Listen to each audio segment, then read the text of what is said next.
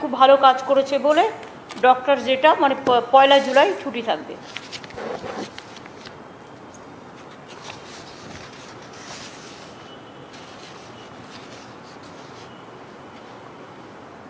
জুলাই পর্যন্ত আমাদের যে রেস্ট্রিকশনগুলো ছিল, বাধ্যবাধকতা বিভিন্ন রাজ্যের বিভিন্ন ব্যাপারে কোভিডের জন্য, কোভিড মহামারীর জন্য, সেটা 15 জুলাই পর্যন্ত এক্সটেন্ড করা হচ্ছে। কিন্তু এর মধ্যেও মানে আমরা একটা অনেক লোককে সুযোগ দেওয়ার জন্য আমরা দেখছি যে কিছুটা হালকা করে দিলে কি হয়। রাত্রির টাইমটা যেটা 9টা থেকে ভোর 5টা পর্যন্ত স্ট্রিক্টলি প্রহিবিটেড ছিল, সেটা প্রহিবিটেড থাকবে। তখন এমার্জেন্সি ছাড়া কোনো কাজ হবে না। বাট যেমন এবার আমরা বাস, সরকারি বাস, প্রাইভেট বাস এগুলো অ্যালাউ করে দিচ্ছি।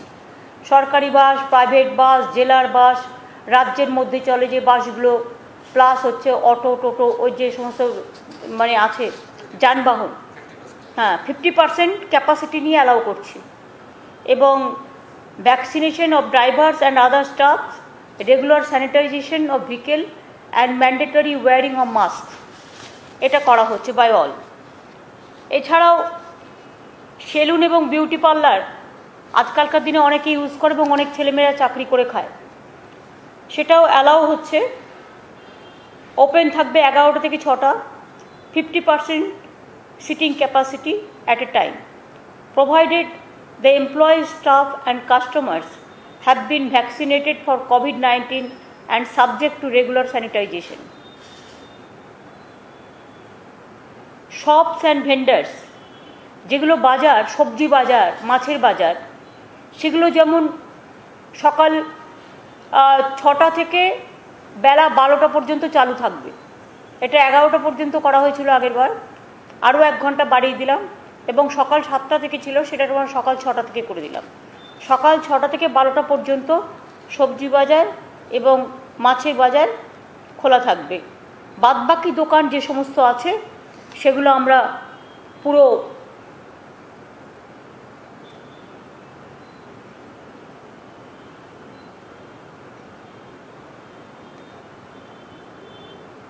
বাদবাকি সব দোকান আমরা 11টা থেকে 8টা পর্যন্ত করে দিয়েছি। 11টা থেকে 8টা সব দোকান খুলে দেওয়ার ব্যবস্থা করা হয়েছে। এইগুলোই কনসিডার করা হয়েছে। জিমটাও আমরা কনসিডার করেছি 50%, তাই তো? জিমটা ভুলে গেছো, 50% কনসিডার করা হয়েছে, যেটা 6টা থেকে 10টা আর 4টে থেকে 8টা। এটা হচ্ছে জিমে অনেকে যায়, জিমে তারাও 50% ক্যাপাসিটি নিয়ে এবং সমস্ত স্যানিটাইজেশন, মাস্ক পরে, এগুলো পরে করতে হবে। কারণ আমরা একটু টেস্টও করতে চাই। কারণ আপনারা জানেন কোভিড সিচুয়েশন, যখন ইলেকশন লাস্ট ডেট ছিল 8 ফেজে, তখন এটা 33% হয়ে গেছিল। যেদিন ফার্স্ট ডে অফ ইলেকশন ছিল বেঙ্গলে, ফার্স্ট ফেজ, সেদিন 3% ছিল, 2% ছিল। কিন্তু আমরা বারবার বলেছিলাম ক্লাব করে ইলেকশনটা করো। সেটা না শোনার ফলে এইটা বাড়তে বাড়তে বাড়তে বাড়তে 8 ফেজে 3.3% হয়ে গিয়েছিল, 33% হয়ে গিয়েছিল। এখন এটা আমরা 3.3%-এ নামিয়ে নিয়ে এসেছি। যদি আপনারা জানেন যে বাংলা খুব কনজেস্টেড এরিয়া, আমাদের 10 crores-এর ওপর পপুলেশন। অনেক রাজ্য আছে পপুলেশন খুব কম, ছোট রাজ্য। আমাদের রাজ্য কিন্তু বড় রাজ্য। এবং আমাদের ডিসচার্জ রেটও এখানে 97.36% হয়ে গেছে। এটা আমাদের হেলথে সকলে কাজ করেছে। আমার অনেক অনেক কনগ্রাচুলেশন তাদের সকলকে, কোভিড ওয়ারিয়ারদের। এবং যেটা ডেলি নাম্বার অফ কেসেস ছিল 22,000-এর মতো, 22,000 প্লাস, সেটা কমে এখন 1,800-তে এসছে সারা রাজ্যে। আর তার মধ্যে আবার যেটা হচ্ছে ডিসচার্জ রেট, সেটা এখন 97.36% হয়েছে। কোভিড-19-এর ভ্যাকসিনেশন 2.12 কোটি লোককে ইতিমধ্যেই দেওয়া হয়েছে। বিশেষ করে 40 লক্ষ পাবলিকের মধ্যে যারা সুপার স্প্রেডার ক্যাটাগরি তাদেরও দেওয়া হয়েছে, যেমন গাড়ির ড্রাইভার থেকে শুরু করে ডোমেস্টিক কাজের হেল্প থেকে শুরু করে একেবারে কেবলে যারা কাজ করে থেকে শুরু করে প্রিন্টে যারা কাজ করে থেকে শুরু করে চাষি থেকে শুরু করে ওয়্যার হাউসিংয়ে কাজ করে, তারপরে কিষাণ মান্ডিতে কাজ করে, বাসের ড্রাইভার, অটোর ড্রাইভার, ট্যাক্সির ড্রাইভার, এদের সব দেওয়া হয়েছে। 2,12,00,000 ইতিমধ্যে আমাদের দেওয়া হয়ে গেছে,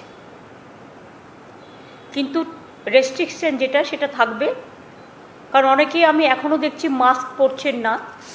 ফিজিক্যালি ডিস্ট্যান্সিং এবং মাস্ক পরাটা এটা বাধ্যতামূলক করতে হবে, তার কারণ যাতে থার্ড ওয়েভ আমাদের এখানে এসে ক্ষতি না করতে পারে, এটা দেখে নিতে হবে। আর আমি আপনাদের আগেই বলেছি যে রিটেল শপ টপ এগুলো সব খোলা থাকবে 11 থেকে 8টা, খাবার দোকান থেকে শুরু করে সব। আর private and corporate offices may remain open as per normal working hours from 10 to 4 PM এবং with not more than 50%। Early এটা ছিল 25%, এখন করা হয়েছে 50%। আর এই যে প্রাইভেট কর্পোরেট যারা করবে তাদের কিন্তু ফিজিক্যালি ডিস্ট্যান্সিং মেনটেন করতে হবে, ভ্যাকসিনেশন করতে হবে, মাস্ক পরতে হবে এবং এমপ্লয়িজদের ট্রান্সপোর্টেশনের ব্যবস্থা তাদেরই করতে হবে। এই অ্যারেঞ্জমেন্টটা গভর্নমেন্ট করবে না। Bank and financial institution May remain open during normal working hours earlier 10 to 2 PM। এখন কি নর্মাল করে দিচ্ছে মানে 4টা পর্যন্ত? কেন?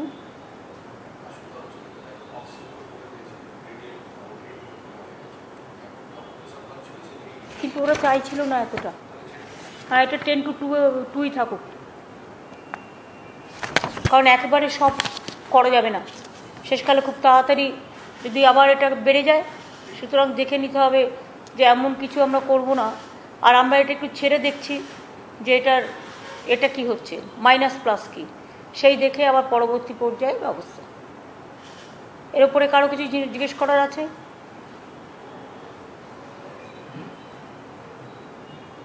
দিদি, আপনি বাস, অটো ইত্যাদি চালানোর কথা বললেন, কিন্তু ট্রেন কি চলবে না? ট্রেনটা যেমন দিদির সাথে কে বলছেন? আপনি কে বলছেন? কোন চ্যানেল থেকে বলছেন? আমি সঞ্জু সুর বলছি, আর+D। ট্রেনের কথা কি আমি আলোচনা করেছি? যখন আলোচনা করিনি তখন আলোচনা থেকে বাদ, এখন ওই পরিস্থিতি হয়নি।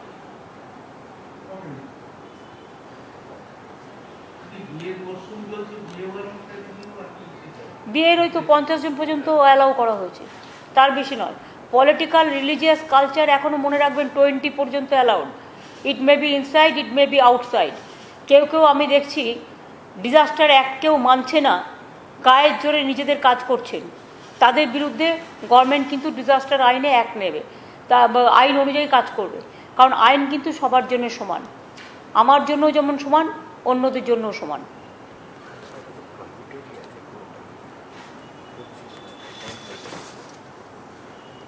কারণ আপনারা যদি দেখেন লক্ষ্য করে, এই যে আমাদের যে নবান্নর যে অর্ডারটা, নোটিফিকেশানটা, ডেট মানে 14/6/2021 বেরিয়েছিল, তাতে কিন্তু পরিষ্কার লেখা আছে all social, political, cultural, academic, entertainment related gatherings, groupings and congregations shall continue to be prohibited. যার জন্য তৃণমূল কংগ্রেস অফিসে আমার বড় মিটিং ক্যান্সেল করে দিয়ে আমাকে 20 জনকে নিয়ে মিটিং করতে হয়েছিল। কিন্তু আমি এখন দেখতে পাচ্ছি কোনো একটা পলিটিক্যাল পার্টি তারা যেখানে ইচ্ছে ঢুকে যাচ্ছে এবং গাদা গাদা লোক নিয়ে ঢুকে যাচ্ছে, ডিজাস্টার আইন মানছে না। যারা মানবে না তাদের বিরুদ্ধে ডিজাস্টার আইন অনুযায়ী ব্যবস্থা নেওয়া হবে। দিদি, পলিটিক্যাল পার্টির কথা বললেন, 21শে জুলাই নাকি কোনো ভাবনা চিন্তা আছে? কারণ এখানে তো অনেক মানুষের আবেগ জড়িত। 21শে জুলাই আমরা এখনো ভাবিনি, আমরা ভেবে বলে দেবো। যেহেতু লকডাউন চলছে এবং 15ই পর্যন্ত তো আরও এক্সটেনশন হলো, সেজন্য পরে 6টা দিন আমরা হাতে পাবো, তাই ওটা ভেবে বলে দেবো। দিদি, একটা বিষয়, দেবাঞ্জন দেব এই ইস্যুতে কিছু বলবেন? কারণ এই বিষয়টি নিয়ে বিভিন্ন রকম অভিযোগ উঠছে। না না, বলে কি তাকে জনপ্রিয় করার দরকার আছে? বলে কি তার নামটা বারবার বলছেন কেন? যে চোর হয়, ডাকাত হয়, প্রতারক হয়, তাদের নামে পাবলিসিটি করতে নেই, প্রতারক হিসেবে বলবেন।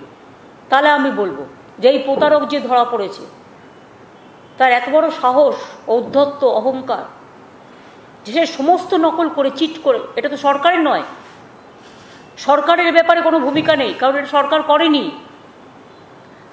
মানুষকে কখনো কখনো বুঝতে হবে। অনেকে আছে এসে বলে এই চিট ফান্ডে টাকা রাখুন, মানুষ, সাধারণ মানুষ, সহজ সরল মানুষ রেখে দেয়, ফলে কিন্তু টাকাটার ফেরত পায় না, চিটার পালিয়ে যায় চিট করে।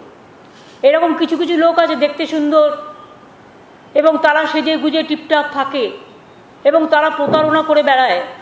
কখনো চিফ মিনিস্টারের সই নকল করে, কখনো প্রধানমন্ত্রীর সই নকল করে, কখনো গভর্নমেন্টের সই নকল করে। আপনারা কি ভুলে গেছেন যে গভর্নমেন্টের গাড়ি নিয়ে, লাল আলো নিয়ে পার্লামেন্ট অ্যাটাক করতে গিয়েছিল? যখন পার্লামেন্টে মারা গেছে অনেকে, পার্লামেন্ট অ্যাটাক হয়েছিল, তো গভর্নমেন্টের গাড়ি নিয়ে গিয়েছিল। সুতরাং যারা এসব কাজগুলো করে, এদের আমি মানুষ বলে মনে করি না, অমানুষ বলেও মনে করি না। এদের এই সমাজে থাকার যুক্তিযুক্ততা নিয়ে আমার, যদি কাউকে বড় টেরোরিস্ট বলা যায়, মানুষের জীবন নিয়ে যারা খেলে, এরা টেরোরিস্টদের থেকেও ভয়ঙ্কর। এবং তাদের বিরুদ্ধে কানে আসার সাথে সাথে আমরা স্ট্রং অ্যাকশন নিয়েছি, সিট তৈরি করা হয়েছে, এবং আমি নিজে পুলিশ কমিশনারকে 3-4 বার কথা বলেছি এই ব্যাপারে কোনো এক্সকিউজ করা যাবে না। স্টেট তার অডাসিটি কতটা, তার অহংকার কতটা, আর যারা তাকে সাহায্য করেছে সে যেই হোক, A to Z, কাউকে কোনো কম্প্রোমাইজ করা যাবে না। Will take all strong action. Police already start করেছে। তিনি যাকে যাকে এইসব ইঞ্জেকশন পুশ করেছিলেন তাদের নামও জোগাড় করা হয়েছে, এবং তাদের পুরো স্বাস্থ্য ডিপার্টমেন্ট একটা এক্সপার্টস টিম করেছে। স্বাস্থ্য ডিপার্টমেন্ট তাদের প্রত্যেকের শরীরের দিকে নজর রাখছে। যেখান থেকে বলছে ভ্যাকসিন কিনেছিল সেই জায়গাটাও রেড করা হয়েছে, সেখানে এখন পাওয়া যাচ্ছে না, এবং আমরা নজর রাখছি পেশেন্টগুলোর ওপর, এবং সেই পেশেন্টদের আবার ভ্যাকসিন দেওয়া যায় কিনা সেটা এক্সপার্টস কমিটি ঠিক করবে, দেখে নিই। আর মিমির শরীর অসুস্থ, এটা নিয়ে আপনারা যেমন চিন্তিত, আমরাও চিন্তিত। আমি নিজেও কথা বলেছি ওর সাথে। ওর একটা গল ব্লাডারের প্রবলেমও আছে, যার জন্য অসুস্থটাও হয়েছিল। এবং আমি এখনো বলি যে আমার ধিক্কার জানানোর ভাষা নেই। আমি সবাইকে বলবো এই ধরনের চিটারদের কাছ থেকে দূরে থাকুন। আর এই ধরনের চিটাররা রাস্তায়, ধরুন আমরা যাচ্ছি একটা লোকের বাড়িতে, সামনে দাঁড়িয়ে একটা ছবি তুলে নিল, তার মানে এটা নয় যে আমার সাথে তার জানাশোনা আছে। ধরুন আমি এয়ারপোর্টে যাচ্ছি, একটা সেলফি আমি অনেক সময় অ্যালাউ করি না। কেন অ্যালাউ করি না জানেন তো? এই কারণে, আমরা এয়ারপোর্টে বসছি প্লেনে, দূর থেকে বসে ফটোশপ করে ছবি তুলছে। ছবি দেখিয়ে কোনো কিছু হবে না, এটা আপনাদের সিদ্ধান্ত নিতে হবে, এবং ফটোশপ করেও কোনো লাভ নেই। ছবি যে কেউ, যারা এই প্রতারণা করে, সব পার্টির সাথে একটা করে ছবি তুলে রেখে দেয়, এবং ছবি তুলে কাজে লাগানো আমি চিনি, এটা প্রচার করা তাদের কাজ। এরা হচ্ছে ঠকবাজ। এরকম ঠকবাজ সমাজে এখনও আছে, তাদের দিকে কড়া নজর রাখতে হবে। এবং ডিস্ট্রিক্ট অ্যাডমিনিস্ট্রেশনকেও বলে দেওয়া হয়েছে, এবং পুলিশকেও, পুলিশের চোখের সামনে এরকম কে কোন অফিস চালাচ্ছে, কে কি ব্যবসা চালাচ্ছে, এগুলো মাঝে মাঝেই সারপ্রাইজ ভিজিট করে দেখা দরকার, চেক করা দরকার বলে আমি মনে করি। এবং এক্ষেত্রে পুলিশ তার দায়িত্ব এড়াতে পারে না, কর্পোরেশনও তার দায়িত্ব এড়াতে পারে না, এটা আমি ব্যক্তিগতভাবে মনে করি। এবং তাদের অলরেডি অ্যালার্ট করা হয়েছে, পুলিশকেও অ্যালার্ট করা হয়েছে, কর্পোরেশনকেও অ্যালার্ট করা হয়েছে। এবং সাধারণ মানুষ তারাও কেউ আমাদের প্রথমে জানায়নি। মিমিদের ঘটনাটা হলো বলে আমরা জানতে পারলাম, থ্যাঙ্কস যে ঘটনাটা আমরা জানতে পেরেছি। ইতিমধ্যে গ্রেফতার করা হয়েছে, সব রকম ব্যবস্থা নিচ্ছে রাজ্য সরকার, কিন্তু বিজেপির পক্ষ থেকে তারা বলছে সিবিআই তদন্তের দাবি করছে। পাশাপাশি কিছু না জানিয়ে বিজেপির কিছু বিধায়ক তারা স্বাস্থ্য ভবনে পৌঁছে গেলেন, এবং পরবর্তী সময় ধরুন আমি একটা কথা বলি, শুনুন, ওদের কাজ হচ্ছে ইডি আর সিবিআই। তাই যদি তদন্ত করতে হয়, তাহলে প্রথম তদন্ত করতে হয় সিবিআইকে। কোভিডে যারা মারা গেল তাদের গঙ্গার জলে ভাসিয়ে দিয়ে তাদের কোনো হিসেব নেই। গুজরাটে পার্টি অফিস থেকে, বিজেপির পার্টি অফিস থেকে কোভিড ভ্যাকসিন দেওয়া হয়েছিল, কে দিয়েছে পারমিশন? আগে নিজেদেরগুলো সিবিআই এনকোয়ারি করুক। রাম মন্দির নিয়ে শিবসেনা যে কমপ্লেন করেছে, যে টাকা নিয়ে তছনছ করেছে ল্যান্ড নিয়ে, আগে সেগুলো নিয়ে সিবিআই করুক। বিজেপির মুখে এসব কথা বলার শোভা পায় না, তার কারণ এই ক্ষেত্রে যারা প্রতারক তারা বিজেপির কাছ থেকেও ইন্ধন পায় এবং পেয়েছে। বিজেপির অনেক প্রতারককে আমরা ধরেছি এবং এখনও খুঁজলে অনেক পাবেন, অধিকাংশই প্রতারক। দিদি, এই ন্যাশনাল হিউম্যান রাইটস কমিশন তারা কলকাতা রয়েছে, আমি জানি যে আপনি নির্দেশ দিয়েছিলেন, প্রশাসন কঠোরভাবে মোকাবিলা করেছে, তার সত্ত্বেও কিন্তু আজকেও তারা অনেক মানুষের সঙ্গে দেখা করেছে, সিআরপিএফ মেসে সেক্টর 5-এ তারা দেখা করেছে। এই বিষয় নিয়ে কিছু বলবেন? আমার বলার নেই এই কারণে, কারণ আপনারা সাংবাদিকরা বাংলার সবাই আছেন, ইভেন ন্যাশনাল প্রেসও যারা আছেন তারাও বাংলায় আছেন। আপনারা বলুন তো, ইলেকশনের পরে কোনো ঘটনা ঘটেছে? ঘটনা ঘটলে তো আমাদের চোখের সামনে সেটা আসতো, আর কোথাও একটা ছোট্ট ঘটনা ঘটলেও আমরা সঙ্গে সঙ্গে স্ট্রংলি হ্যান্ডেল করি। কী এমন ঘটনা ঘটেছে? এরা পলিটিক্স করবার জন্য কখনো গভর্নর চলে যাচ্ছেন এর বাড়ি ওর বাড়ি, এটা রুটিন। কখনো হিউম্যান রাইটসকে ডেকে নিয়ে এসে পাঠিয়ে দিচ্ছে। এবং সবচেয়ে বড় কথা হচ্ছে, বিজেপির যে লোকেরা আজকে নিয়ে গেছিল তাদের মধ্যে অনেককেই টোটাল সাজিয়ে নিয়ে যাওয়া হয়েছে বলে আমাদের কাছে খবর আছে। আর এবং বিজেপি পার্টির লোকেরা নিয়ে গেছে তাদের। দু একটা কেস থাকতেই পারে, বাদ বাকি সব কেস বিজেপির সাজানো। এবং যখন ডিজাস্টার অ্যাক্টে 20 জনের বেশি অ্যালাউড নয়, তখন বিজেপির লোকেরা গাড়ি ভাড়া করে, 407 ভাড়া করে, বাস ভাড়া করে কি করে নিয়ে গিয়ে ওই অ্যাসেম্বল করে? কি করে করে? ডিজাস্টার রুল তাদের জন্য কাজ করবে না? ডিজাস্টার ল তো কাজ করবে। আর এটা যারা উচ্চ পর্যায়ে আছে তাদের আমি রেসপেক্ট দিয়ে বলছি যে আপনারা বিজেপির কথায় কাজ করবেন না, ইম্পার্শিয়ালি কাজ করুন, আমাদের ফুল কোঅপারেশন পাবেন। এই তো রাজ্যপাল দেখলেন তো, ঘুরে এলো উত্তরবঙ্গ থেকে, কি করতে গেছিলেন? কত লোককে নিয়ে গেছিলেন? আরও আজকে আবার নতুন টিম গেছে উনি চলে আসার পর, কারণ সেখানে আরেকজনকে রেখে দেওয়া হয়েছে। কাদের সাথে মিট করেছেন? বিজেপির এমপি, বিজেপির এমএলএ, বিজেপির ব্লক সভাপতি। এবং কেন তিনি হঠাৎ করে উত্তরবঙ্গ সফরটা বেছে নিলেন? উত্তরবঙ্গকে ভিন্ন ভিন্ন ছিন্ন ছিন্ন করার খেলায় মত্ত হতে। এবং আমি এটাও জানি, আমাকে কেউ কেউ বলেছে, তাদের বলা হয়েছে আন্দোলন গড়ে তোলো। এটা রাজ্যপালের কাজ নয়। আমি সরি, কতকগুলো কর্তব্য, কতকগুলো ভূমিকা থাকা উচিত। আমি এরকম রাজ্যপাল আগে কখনো দেখিনি। তবুও কনস্টিটিউশন, যতদিন থাকবেন দেখা করব, যতদিন থাকবেন কথা বলবো, এটা আমার কাটসি। তবে ওনাকে যাতে সরিয়ে নেওয়া হয় এর জন্য আমি 3টে চিঠি লিখেছি। এটা কেন্দ্রীয় সরকারের ভেবে দেখা উচিত, জেদি না করে। হ্যাঁ বলুন। যেভাবে রাজ্যপাল যেভাবে জিটিএ সম্বন্ধে কথা বলেন এবং তিনি বলছেন ক্যাবকে দিয়ে তদন্ত করা উচিত, ওনার তদন্তটা আগে করা উচিত। ওনার তদন্তটা তো আগে করা উচিত। কত লোক গেছে, কত টাকা খরচা হয়েছে, গভর্নর হাউসটা কি হয়েছে, কোন কোন লোক রেগুলার যাচ্ছে, আগে তো এই তদন্তগুলো হওয়া উচিত। জিটিএ তো অলরেডি আমাদের ফাইন্যান্সিয়াল ইন্টারনাল অডিট তো তদন্ত করেছে। আপনারা বিমল গুরুমের সময় দেখেননি যে আমরা তখন বলেছিলাম তদন্ত হবে? তদন্ত হয়েছে। ক্যাগই করতে হবে তার কি মানে আছে? বেঙ্গল গভর্নমেন্ট নিজেরা ফাইন্যান্সিয়ালি ইন্টারনালি করতে পারে না? আর ওখানে দার্জিলিংয়ের উপরে রাগ কেন? জিটিএ থেকেও করে খাবে নাকি বিজেপি? ওনার যা ইচ্ছে উনি তাই বলবেন, যা ইচ্ছে তাই করবেন, এটা আমি মেনে নেব না। কথা বলবো, ফোন করলে কথা বলবো, দেখা করতে চাইলে দেখা করব, সেটা কাটছি আদার দিক। কিন্তু এইভাবে এরকম ডিকটেট করা গভর্নর, প্রত্যেককে ডিকটেট করে বলে দিচ্ছে এটা করতে হবে। একটা অফিসারকে বলে দিচ্ছে ক্ল্যারিফাই করো, একটা অফিসারকে ফোন করে থ্রেট করছে, you are under scanner, you are under threat, অনেক কিছু বলছে, অনেক কিছু। Your cruel letter is coming. Who is he to say all this rubbish thing? আমি সরি, আমি এতদিন একটি কথাও বলিনি, কিন্তু আমি বলতে বাধ্য হলাম। मैम एक सवाल था, जब उत्तर बंगाल से ये सेपरेट स्टेट की डिमांड उठ रही थी और जो एमपी से डिमांड उठा रहे थे, गवर्नर ने उनसे भी मुलाकात की है इस विजिट के दौरान।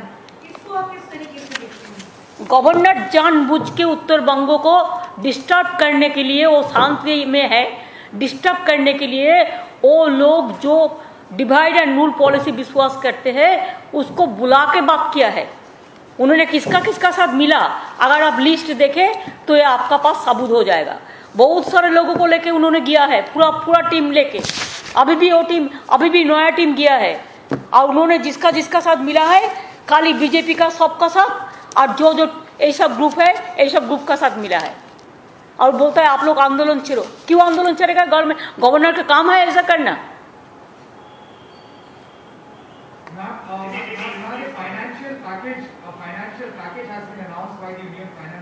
I am not talking anything about it. I will ask, please give GST free vaccination and medicine, the equipments first.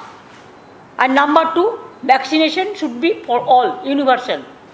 First give the vaccination. Then they say something, but they never implement it.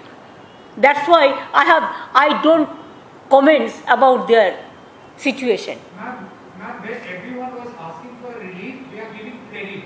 1.1 lakh crore credit they are offering. It's not a relief package. They are calling it a relief package, but more, it's like a credit. People can borrow it, but people also have to return it. It's not a relief. That's why instead of giving the discredit, instead of giving the credit to the people, they are giving credit for discredit.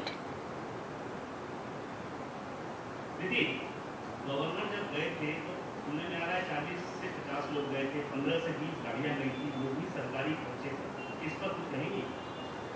आप लोग तो सांबादिक है, journalist है, आप ढूंढ बेर करो ना, कौन कौन गया था, क्यों गया था, कहाँ से कहाँ घूमा, कौन कौन आया, फिर आज भी कौन लोग गया, उसको पहले 3 दिन दिल्ली में रह के आया, कितना लोग गया, क्या क्या किया, उधर से गुड़गांव का क्यों गया, पूरा आप लोगों ने छानबीन करके देखो।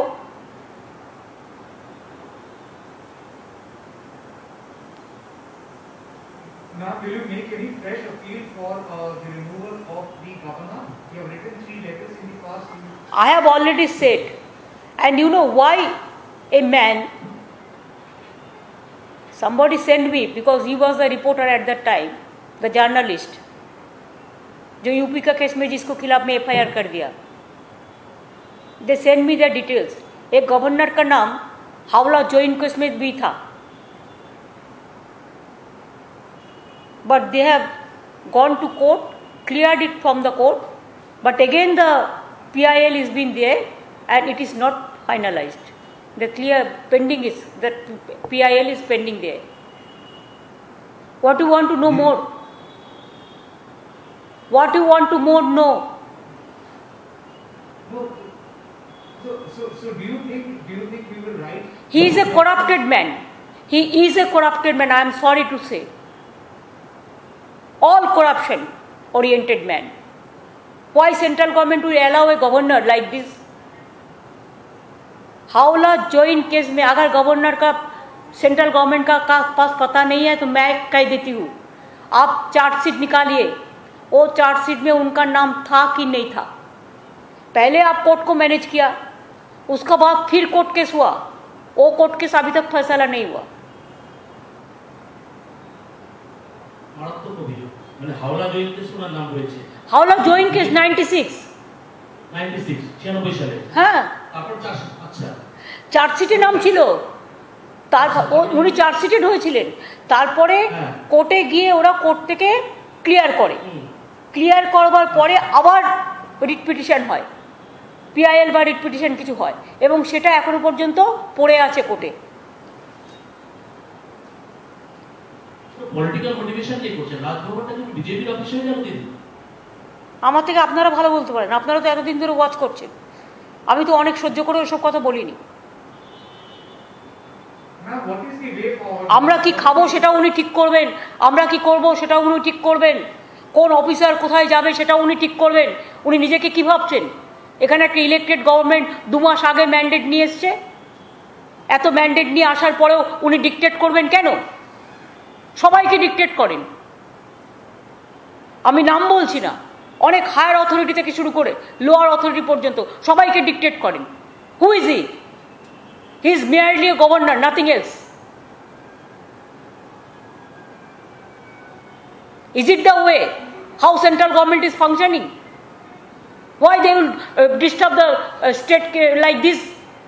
Somewhere they are sending governor, somewhere they are sending National Human Rights Commission, somewhere they are sending Tribal Commission, Minority Commission, this and that later, what not? Even pandemic situation also they cannot afford.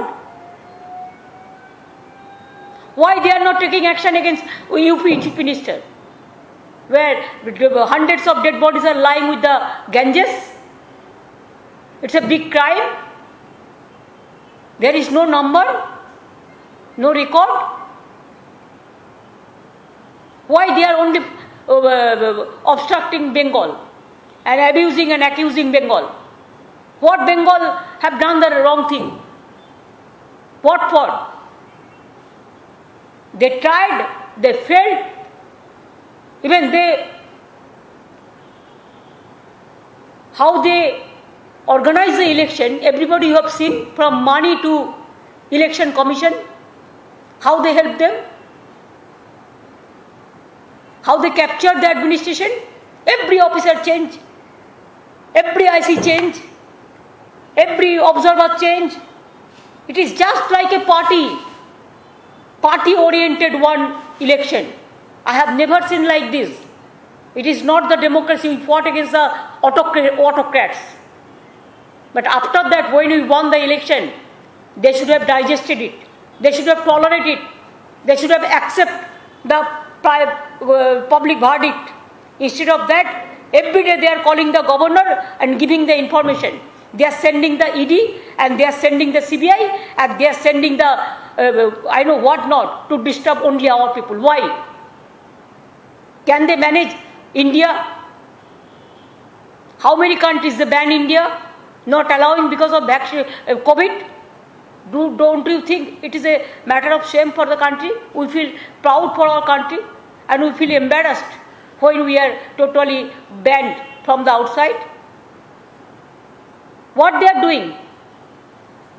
Accept the election and to capture the election and rigging and sometimes to fight, to play the dirty game through this social network. The fake report.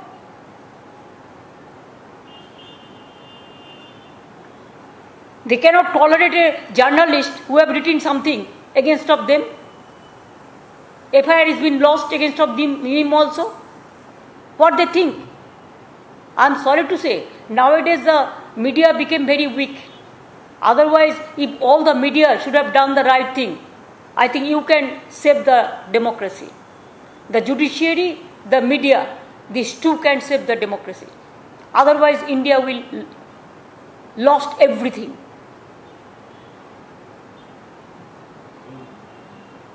I am worried for my country. আমরা অনেক বলে দিয়েছি, আজকে আর নয়।